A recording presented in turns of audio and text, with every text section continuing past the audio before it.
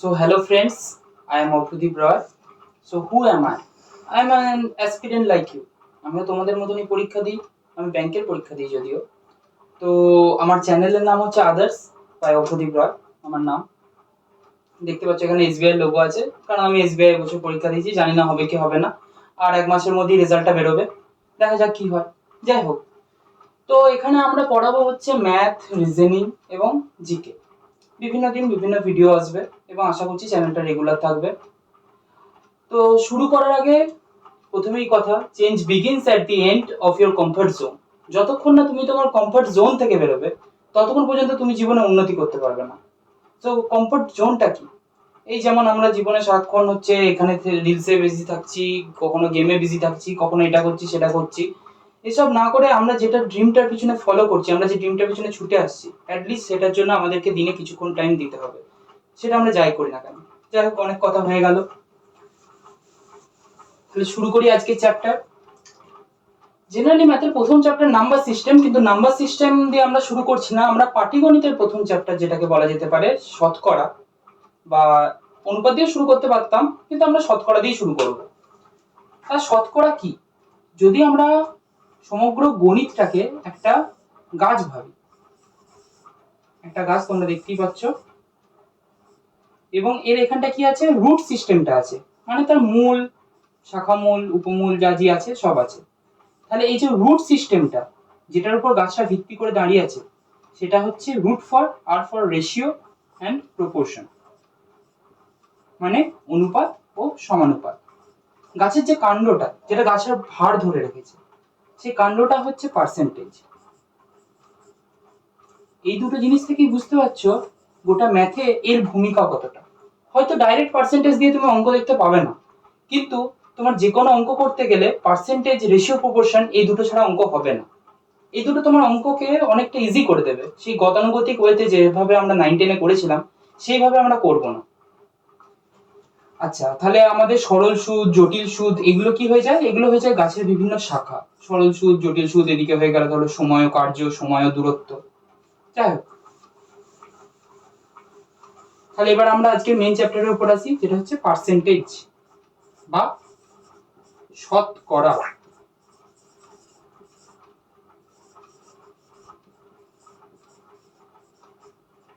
Percentage বা শতকরা, তাহলে পার্সেন্টেজ বা শতকরা কি?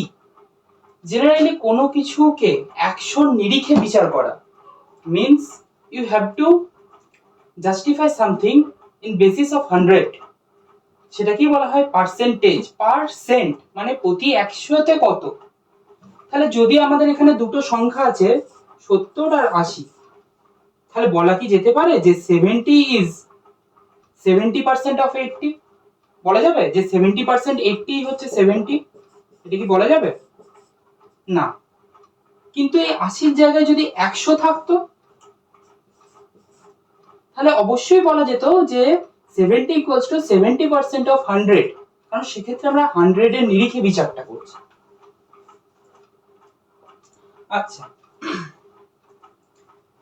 তাহলে এরপর ধরা যাক দুটো সংখ্যা, একটা a একটা b।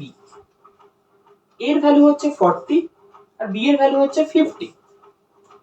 তাহলে আমাদের যে প্রথম কোশ্চেন যেটা আছে সেটা হলো 1 number question, a is what percentage of b, মানে a b এর কত শতাংশ। 2 নাম্বার কোশ্চেন কি আছে, b is what percent of a, b এর কত শতাংশ। 3 নাম্বার, a is, এ কি মোর না কম, মানে বেশি না কম, b এর থেকে কম। তাহলে a is what percentage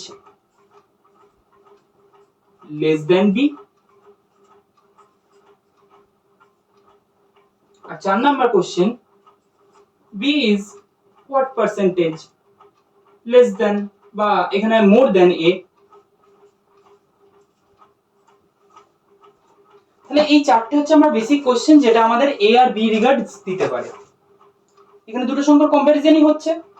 তাহলে আমরা কি করতে পারি এখানে, a is what percentage of b যখন বলবে, তখন আমাদের দেখতে হবে কম্পারিজন কার হচ্ছে এবং কম্পারিজন কার নিরিখে হচ্ছে। তাহলে এখানে এর কম্পারিজন হচ্ছে, তাহলে এ চলে যাবে আমাদের নিউমারেটর বা লবে। কার সাপেক্ষে কম্পারিজন হচ্ছে? বি এর সাপেক্ষে কম্পারিজন হচ্ছে। এ বি এর কত শতাংশ, তাহলে বি চলে যাবে ডিনোমিনেটর বা হরে, ইনটু 100 আসবে একটা পার্সেন্টেজটা নিয়ে আসার জন্য। তাহলে 50 এখানে ডাইরেক্ট কেটে যায় 2 দিয়ে, 52 যা 100, 42 যা 80। তাহলে এ বি এর কত শতাংশ? এ বি এর 80%। নেক্সট সিমিলারলি আমাদের চলে এলো বি এর কত শতাংশ। তাহলে এবারে কার কথা জিজ্ঞাসা করা হচ্ছে? বি এর কথা জিজ্ঞাসা করা হচ্ছে। কার নিরিখে? না এ এর নিরিখে। তাহলে বি কোথায় থাকবে? বি থাকবে হচ্ছে আমাদের লবে বা নিউমারেটরে, আর ডিনোমিনেটরে কে থাকবে? এ। 40 ইন্টু 100, 0 0 4 25। তাহলে বি এর কত শতাংশ? 25 5 যা 125। বোঝা গেল? এর পরের কোশ্চেনটা একটু এরপর থেকে একটু জটিল হতে শুরু করে ব্যাপারটা, এতদূর পর্যন্ত যে কেউই হয়তো করতে পারতো। এরপর জিজ্ঞাসা করছে A is what percentage less than B. তাহলে আমাকে প্রথমে দেখতে হবে এ বি এর থেকে এমনিতে কত কম, ভ্যালুর দিক থেকে কত কম। এটা তো নিউমেরিক্যাল ভ্যালু, তাহলে নিউমেরিক্যাল ভ্যালুর দিক থেকে কত কম? নিউমেরিক্যাল ভ্যালুর দিক থেকে এ বি এর থেকে 10 কম। 10 থাকবে নিউমেরেটরে। কার সাপেক্ষে বিচার হচ্ছে? আবার বি এর সাপেক্ষে বিচার হচ্ছে। বি শেষে আছে। বাংলায় কোশ্চেনটা কি থাকবে? যে এ বি এর থেকে কত শতাংশ কম? কার থেকে? যেমন কার থেকে কোশ্চেন করলে আমাদের কারক বিভক্তিতে সম্বোধন পদটা আসতো, সেরকমই এখানে কার থেকে কোশ্চেন করে যে অ্যান্সারটা আসবে সেইটা চলে যাবে আমাদের ডিনোমিনেটরে। তাহলে 50 ইন্টু 100। তাহলে এ বি এর থেকে কত শতাংশ কম? 20% কম। আচ্ছা আমরা যদি মনে করে দেখি এ বি এর থেকে কত শতাংশ, এ বি এর কত শতাংশ এসছিল? না এসছিল যে এ বি এর 80%, 80%। তাহলে এখান থেকেই বুঝতে পারছি একটা সমগ্র জিনিস সবসময় মনে রাখবে 100% হয় বা এক অংশ হয়। একটা সমগ্র জিনিস মানে একটা পাত্রে জল আছে, সেই পাত্রটার ভলিউম কত বা আয়তন কত যদি আমি জিজ্ঞাসা করি, তাহলে সেই পাত্রটির আয়তন হচ্ছে 100% বা এক অংশ। এই এক অংশটা কি করে আসে? পার্সেন্টেজ মানে কি? 1/100। তাহলে 100% মানে 100 ইন্টু 1/100। এই 100 আর 100 ডাইরেক্ট কেটে যায়, দিয়ে 1 আসে। যাই হোক, তাহলে এখানে আমরা কি জন্য এটা বের করলাম? তাহলে বি নিজের মধ্যে কত শতাংশ? বি নিজের মধ্যে 100%। এ বি এর কত শতাংশ? 80%। তাহলে এ বি এর থেকে কত শতাংশ কম? না 20% কম। তাহলে আমরা যদি এইটা বের করে যাই, তাহলে এখান থেকেও 100 থেকে এটা মাইনাস করে আমরা কিন্তু এই ভ্যালুটাতে আসতে পারি। আচ্ছা, তারপরে question B is what percentage more than A. তাহলে কে বেশি? বি বেশি। কত বেশি? 10 বেশি। 10 কোথায় থাকবে? আবার উপরে। নিচে কত থাকবে? 50 না। এবারে কার সাপেক্ষে বিচার হচ্ছে? এর সাপেক্ষে বিচার হচ্ছে। বি এর থেকে কত শতাংশ বেশি? কার থেকে কোশ্চেন করে কি পেলাম? কার থেকে কোশ্চেনটা আমি কি করব? কার থেকে এটা কোশ্চেন করব, অ্যানসারটা কি পাবো? এ। বি কার থেকে বেশি? না বি এর থেকে বেশি। তাহলে নিচে কে চলে যাবে? এর ভ্যালুটা 40। 10/40 ইন্টু 100, 00425। তাহলে কত শতাংশ বেশি? 25% বেশি। বেশি দেখানোর জন্য আমি আপ অ্যারো ইউজ করলাম, এটা কম দেখানোর জন্য ডাউন অ্যারো ইউজ করব। তাহলে এতটা পর্যন্ত বোঝা গেল। আমি এবার এটা মুছে দিচ্ছি, যাদের যাদের এটা এখানটা লেখার ইচ্ছা তারা দয়া করে ভিডিওটা পজ করে লিখে নেবেন।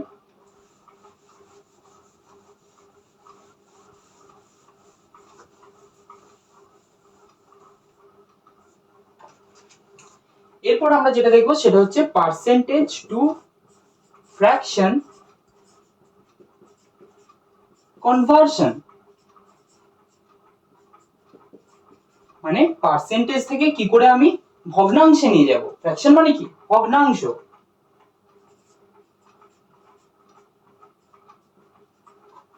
তাহলে পার্সেন্টেজ থেকে ভগ্নাংশে নিয়ে যাওয়ার আমাদের প্রসেসটা কি? আমরা যদি বলি যে 50%, খুব কমন ভ্যালু 50%, তাহলে 50% মানে হচ্ছে 50 ইন্টু পার্সেন্টেজের জন্য কি বলেছিলাম? 1/100 আসে। পার্সেন্টেজ মানে কি? ইন্টু 1/100। ভ্যালুটা কত আসবে? হাফ। সেরকম 33.33% আসে, বা কখনো এটা 33.13 আসে। এটা কত? প্রথমে যে মিক্সড ফ্র্যাকশন, এটাকে কি বলে? মিক্সড ফ্র্যাকশন, মিশ্র ভগ্নাংশ। সেটাকে আমি অসম্পূর্ণ ভগ্নাংশে কনভার্ট করব। 33 99 আর একে 100 মানে 100/3 পার্সেন্টেজের জন্য আবার 1/100 একে 3। সেরকম আমি যদি পাই, আমি একটা লিস্ট করে দিচ্ছি, 25% ইকুয়ালস টু 1/4। এই মাঝখানেটা তোমরা করে দেখবে যে আমি ঠিক বলছি না ভুল বলছি। আচ্ছা, 20% মানে 1/5, 20/100 1/5। আচ্ছা, তারপরে আসে হচ্ছে 1/6। 1/6 ভ্যালুটা হচ্ছে 16 হোল 2/3%, 1/6। এরপর আসে হচ্ছে 14 হোল 2/7%, 1/7। 12.5%, 1/8। 9 হোল 1/11%, না 11 হোল 1/9% মানে 1/9, আর 10% মানে 1/10। এটা হলো হাফ থেকে 1/10 পর্যন্ত সবকটা ভ্যালু। এর মধ্যে স্টার দিয়ে রাখো এটাকে, এটাকে, এটাকে, এটাকে, এটাকে, এদিকে এটাকে, এটাকে, এটাকে, মোট কথা সবকটা স্টার এখানে। আচ্ছা, এইখানটা আবার স্ক্রিনশট মেরে রেখে দাও, বা তোমরা হচ্ছে ভিডিওটা পজ করে লিখে নিতে পারো। আরো কয়েকটি আছে। 1/11 এটা কত পার্সেন্ট? এটা হচ্ছে 9 হোল 1/11%। আচ্ছা, এরপরে হচ্ছে 1/12 8 হোল 1/3%, আর পূর্ণ 1/3%। আচ্ছা, এরপর হচ্ছে 1/13 7 পূর্ণ 9 13%। 6, এরপর হচ্ছে 1/14 6.25%। এরপরে হচ্ছে 1/18 5 হোল 5/9%। এর মধ্যে ইম্পর্টেন্ট হচ্ছে এটা, বাদ বাকিগুলো করে রাখলে ভালো, না করে রাখলেও অসুবিধা নেই। যাই হোক, এটা আমি আরেকটা করে দেখিয়ে দিই যে কি করে আসে। 6.25 মানে 6 পূর্ণ 25/100। 25/100টা কেটে গিয়ে 1/4, তাহলে এটাকে আমি মিশ্র ভগ্নাংশ থেকে কনভার্ট করব। 6 4 24, 1 25, 25/4। আচ্ছা, এখানে পার্সেন্টেজ ছিল, পার্সেন্টেজ ছিল, পার্সেন্টেজ ছিল। 25/4%, পার্সেন্টেজ মানে ইনটু 1/100, 25 4 100। তাহলে কত হয়ে গেল? এটা 1/16। একটু কারেকশন করে নাও, এটা 1/16 হবে।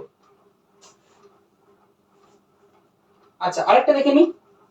7 পূর্ণ 9 3, এই 9 13 কত? 13 7 91, 91 আর 9 100। 100/13%, 100/13% মানে ইনটু 1/100 তলায় 100 100 কেটে গেল, কত ভ্যালু এলো? 1/13। দেখো 1/13। এই ভ্যালুগুলো মুখস্থ করে রাখলে কি হবে, অঙ্কের সময় আমাদের অনেক ক্ষেত্রে সুবিধা হবে। সব সময় আমাদের ভ্যালুটা ক্যালকুলেট করতে হবে না, কারণ আমাদের কাছে সময়টাই তো হচ্ছে সবথেকে বড় দুশ্চিন্তা পরীক্ষার ক্ষেত্রে। ব্যাংকিং এ টাইম পাওয়া যায় 1 ঘন্টা 100টা কোশ্চেন করার জন্য, যার মধ্যে 35টা কোশ্চেন ম্যাথের করার জন্য থাকে 20 মিনিট, 35টা কোশ্চেন রিজনিং এর করার জন্য থাকে 20 মিনিট, এবং 30টা কোশ্চেন ইংলিশে করার জন্য থাকে 20 মিনিট, এবং কাট অফ যায় 85। ওয়েস্ট বেঙ্গল জেনারেল 86, কোন কোশ্চেন 90 চলে গেলেও আশ্চর্য হওয়ার কিছু না। যাই হোক, আরেকটা জিনিস আছে, সেটা হচ্ছে ইনক্রিমেন্ট বা বৃদ্ধি। তো এখানে শুধু বৃদ্ধি না, বৃদ্ধি হ্রাস দুটোই আমরা দেখে শিখে নেব। তাহলে যদি বলা হয় কোনো একটা জিনিস, কোনো একটা বস্তু, সেই বস্তুটার কত পার্সেন্ট বৃদ্ধি ঘটেছে, সেই বস্তুটার 16.23% বৃদ্ধি ঘটেছে, দিয়ে ভ্যালুটা হয়েছে সাপোজ ধরো 490। কোনো একটা জিনিসের 16.23% বৃদ্ধি ঘটে ভ্যালুটা হচ্ছে 490। যদি আমি বলি কোনো একটা জিনিস 100, তার 10% বৃদ্ধি ঘটেছে, তার মানে ভ্যালুটা হয়েছে 110, 10% বৃদ্ধি। সেরকমই কোন একটা জিনিসের এই শতাংশ বৃদ্ধি হয়ে 490 হয়েছে, তাহলে আমি 16 3 48 দিয়ে 50/3, মানে আমরা এইখান থেকে ভ্যালুটা জানতাম যে এটা কত হবে, 1/6 হবে, 1/6।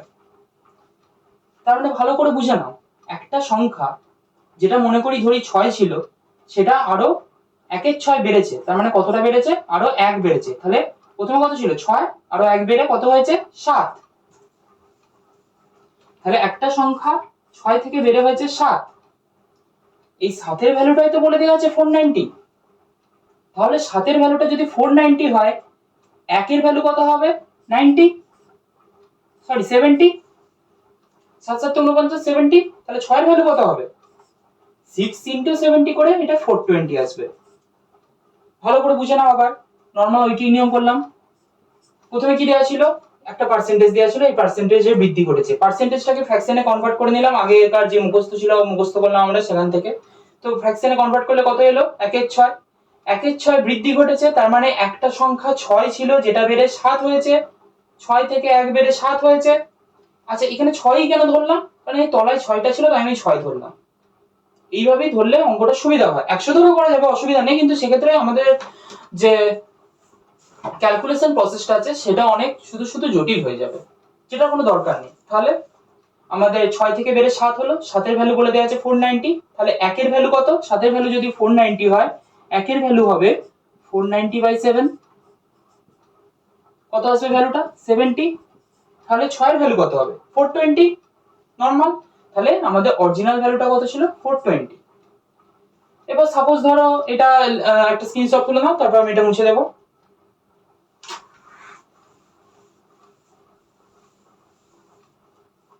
এবার সাপোজ ধরো আমি করে দিচ্ছি এটা হ্রাস, ইংরেজিটা কি হবে?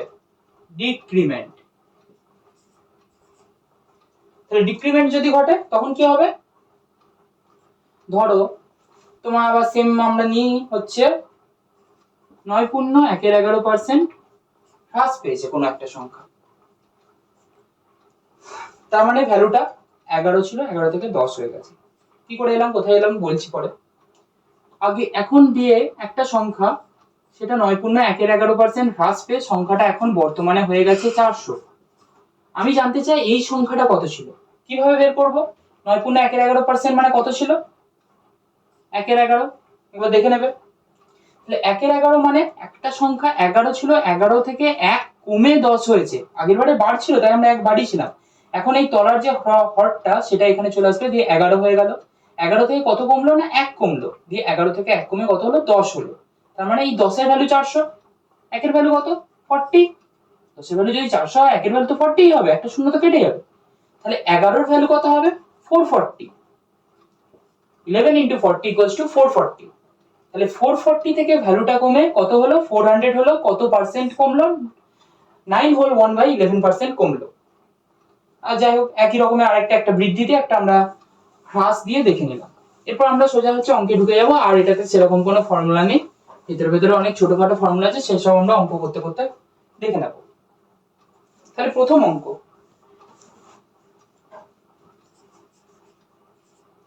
when 6 whole 2/3% of a number is added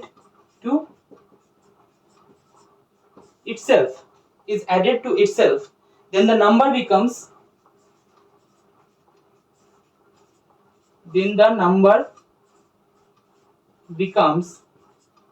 112. Find the original number. Bangla একবার বলে দিই মানেটা কি। আচ্ছা তার ইংরেজিটা পড়ে নি। when 6 whole 2/3% of a number is added to itself, এই লাইনটা ভালো করে মাথায় রাখতে হবে, then the number becomes 112. find the original number.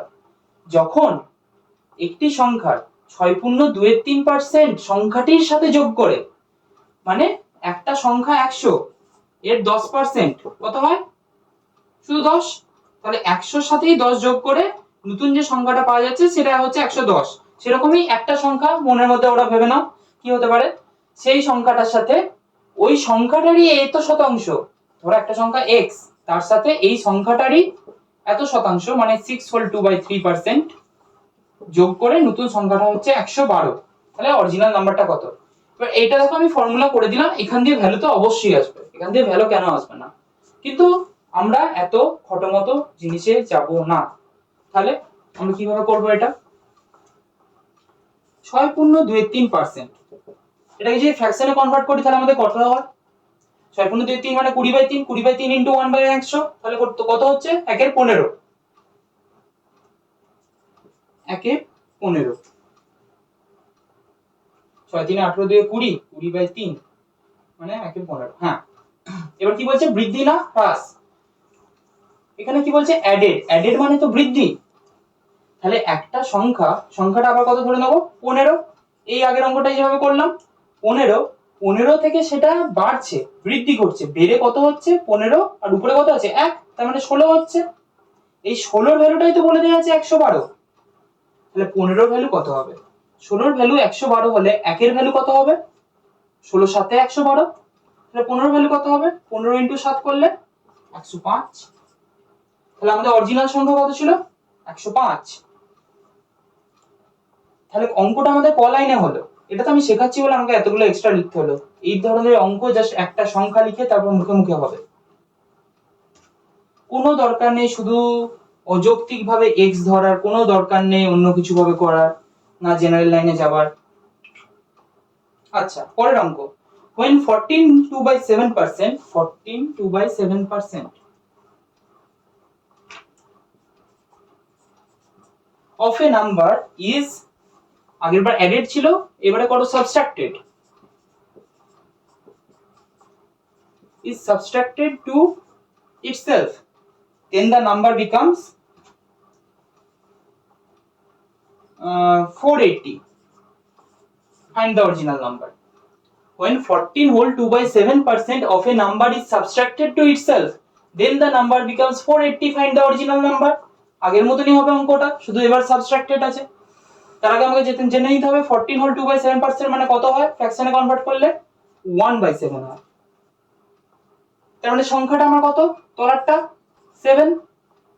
7টা কি হয়েছে? বেড়েছে না কমেছে? সাবট্রাক্টেড বলেছে, সাবট্রাক্টেড হওয়া মানে তো কমা। তাহলে 7 থেকে 1 কমে এটা কত হয়েছে? 6 হয়েছে। এই 6 এর ভ্যালুই তো বলে দেওয়া আছে 480। 6 এর ভ্যালু 480 হলে 1 এর ভ্যালু কত হবে? 80। 7 এর ভ্যালু কত হবে? 7 * 80 করে 560। তাহলে আমাদের অরিজিনাল সংখ্যা কত? 560। বোঝা যাচ্ছে? এইভাবে ভগ্নাংশ দিয়ে যদি আমরা অঙ্কটা করি, অঙ্কটা খুবই তাড়াতাড়ি হবে। এইটা শক্ত বলে করব না ভেবে বসে থাকলে কিন্তু হবে না। আচ্ছা, পরে একটা question. when a number is increased by 36 whole 4/11%, then number becomes 1050. Find original number.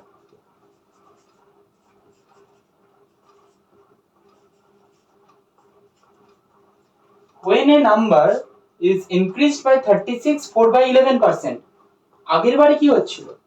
সেই নাম্বারটার সাথে কিছু একটা যোগ করা হচ্ছিল বা বিয়োগ করা হচ্ছিল, যার জন্য আমরা ওই প্রসেসটা ফলো করছিলাম। এইবারে কিন্তু সেম প্রসেসটা ফলো হবে না।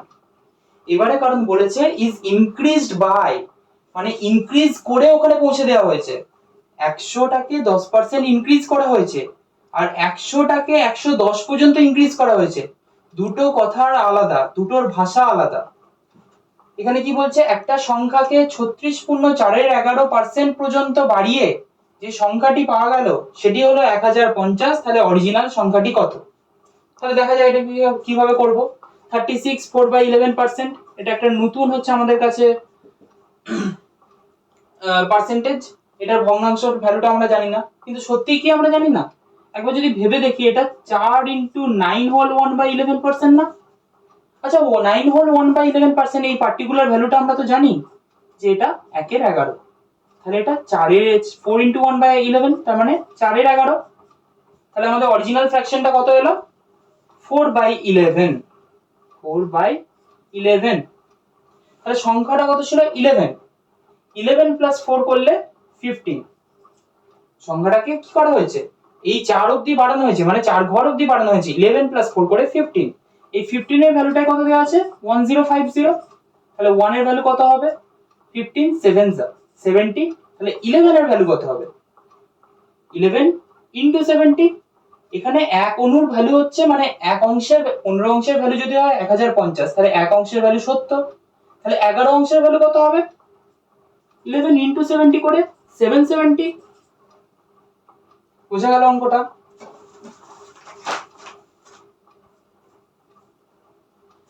আচ্ছা, এখনো পর্যন্ত আমরা দেখলাম শুধু একটা বাড়ানো বা একটা কমানো দিয়ে কি হচ্ছে। এবার যদি একটাই বাড়ানো হয় একই সময় এবং একই সময় কমানো হয়, সেক্ষেত্রে কি করব? সেক্ষেত্রে আমরা অনেক জটিল জটিল কিছু সূত্র বিভিন্ন বইয়ে দেওয়া থাকে, সেগুলো দেখেছি। কিন্তু না, অত জটিলতায় যাব না, আমরা আবার এরকম ভাবে ভগ্নাংশ ধরে ধরেই করব। প্রথমে অঙ্কটা লিখি। If length of a rectangle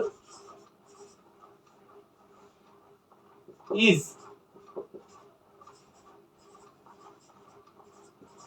increased by 11%, so 20% করে দাও, and b for breadth, বুঝে নি ওটা একটু, b for breadth is decreased by 25%, then calculate the percentage change in its area.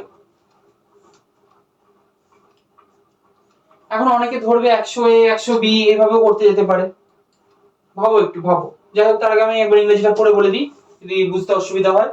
If length of a rectangle is increased by 20% and b for breadth is decreased by 25%, then calculate the percentage change in its area. মানে যদি একটি rectangle মানে হচ্ছে আয়তক্ষেত্র, যদি একটি আয়তক্ষেত্রের দৈর্ঘ্য লেন্থ মানে দৈর্ঘ্য ইনক্রিজ বাই 20% এন্ড ব্রেথ মানে প্রস্থ যদি ডিক্রিজ মানে কমে যায় 25%, তাহলে এর ক্ষেত্রফলে শতকরা কত শতাংশ চেঞ্জ হবে? যদি একটি আয়তক্ষেত্রের দৈর্ঘ্য 20% বাড়িয়ে দেওয়া হয়, একটা আয়তক্ষেত্র এর দৈর্ঘ্যটাকে আমি বাড়িয়ে দিলাম, প্রথমে এতটা ছিল এরপর আমি এতটা করে দিলাম, এবং প্রস্থ প্রথমে এতটা ছিল এবার আমি ছোট করে দিলাম, 25% কম হচ্ছে আমি এইটুকুনি ছোট করে দিলাম, তাহলে বলছে ক্ষেত্রফলে কত শতাংশ চেঞ্জ করবে। তাহলে এটা কিভাবে করব প্রথমে দেখে নিই। এটাকে বলা হয়, যে সূত্রটার মধ্যে আমরা এটা করি সেটা হচ্ছে সাকসেসিভ মেথড।